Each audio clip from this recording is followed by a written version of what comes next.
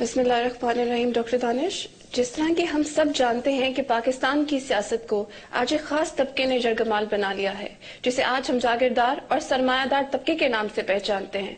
और यही तबका इदारों के कुछ अहम और ताकतवर लोगों के साथ मिलकर मसनूई क़यादत को और नाम नहाद क़यादतों को हम पर थोप देते हैं, जो कि यकीनन एक मुस्तकिल पॉलिटिकल प्रोसेस का हिस्सा नहीं होते हैं और ना ही इनकी सियासी तरबियत होती है।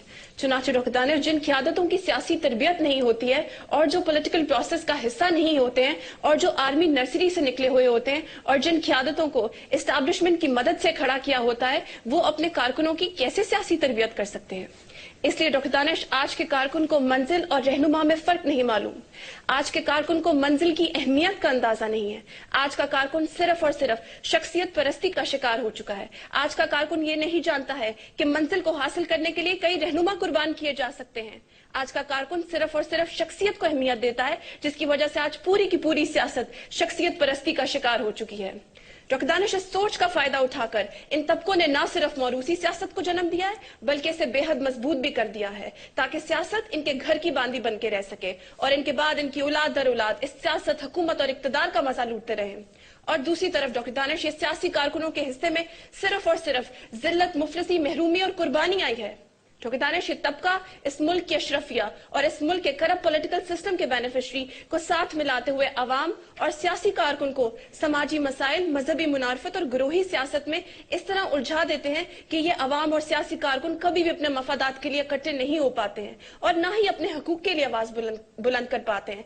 जबकि दूसरी तरफ डॉक्टर दानिश, ये सियासी लीडरान हजार इख्तलाफात रखने के बावजूद जब इस तबके के मफादात की बात आती है तो ये सब कुछ भुलाकर एक जगह इकट्ठे हो जाते हैं।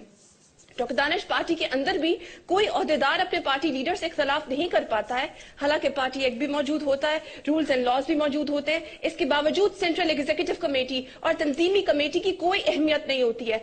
सारे के सारे फैसले एक आदमी करता है और इस तरह पार्टी के अंदर भी सियासत सिर्फ एक शख्सियत के गिर्द घूम रही होती है। डॉक्टर दानिश, इस फ्यूडल माइंडसेट्स के तबके ने न सिर्फ पार्टी के ओहदेदारान को और सियासी कारकुनों को अपना यरगमाल बना लिया है, बल्कि 18वीं तरमीम और आर्टिकल 63A के जरिए पूरी पार्लियामेंट को अपना यरगमाल बना लिया है। डॉक्टर दानिश, कोई भी अवामी नुमाइंदा अपने जमीर के मुताबिक फैसला नहीं कर पाता, बल्कि वो हर फैसले में एक शख्स यानी पार्टी लीडर का मोहताज बन चुका है। गोया डॉक्टर दानिश, वो अवामी नुमाइंदा आर्टिकल 65 के तहत पाकिस्तान और आइन का वफादार नहीं रहा, बल्कि वो आर्टिकल 63A के क्लॉज A और B के तहत एक शख्स का मोहताज बन चुका है, एक शख्स का वफादार बन चुका है। गोया डॉक्टर दानिश, अब पूरी पार्लियामेंट भी शख्सियत परस्ती का शिकार हो चुकी है। डॉक्टर दानिश, पॉलिटिकल वर्कर्स हो, सियासी ओहदेदारान हो या मेंबर्स ऑफ पार्लियामेंटेरियंस हो, इन नाम नहाद लीडर्स के सामने इनकी कोई अहमियत नहीं होती है। हुकूमत में होने पर ये ओहदेदारान और मेंबर्स ऑफ पार्लियामेंटेरियंस इक्तदार का हिस्सा बनते हैं और किसी ना किसी तरीके से इस हुकूमत से फायदे उठाते हैं। जबकि दूसरी तरफ डॉक्टर दानिश, सियासी कारकुन के हिस्से में चाहे उनकी पार्टी हुकूमत या इक्तदार का हिस्सा हो या ना हो, वो सिर्फ और सिर्फ कुर्बानी देते हैं। डॉक्टर दानिश, आज के इस करप्ट पॉलिटिकल कल्चर्स में अवाम और सियासी कारकुन को इस बात का अंदाजा ही नहीं होता कि आज जो ये सियासी लीडरान हुकूमत और इक्तदार का मजा लूट रहे हैं और अमीर से अमीर तर होते जा रहे हैं, असल में ये सारी ताकत इन्हीं गरीब वर्करों की है।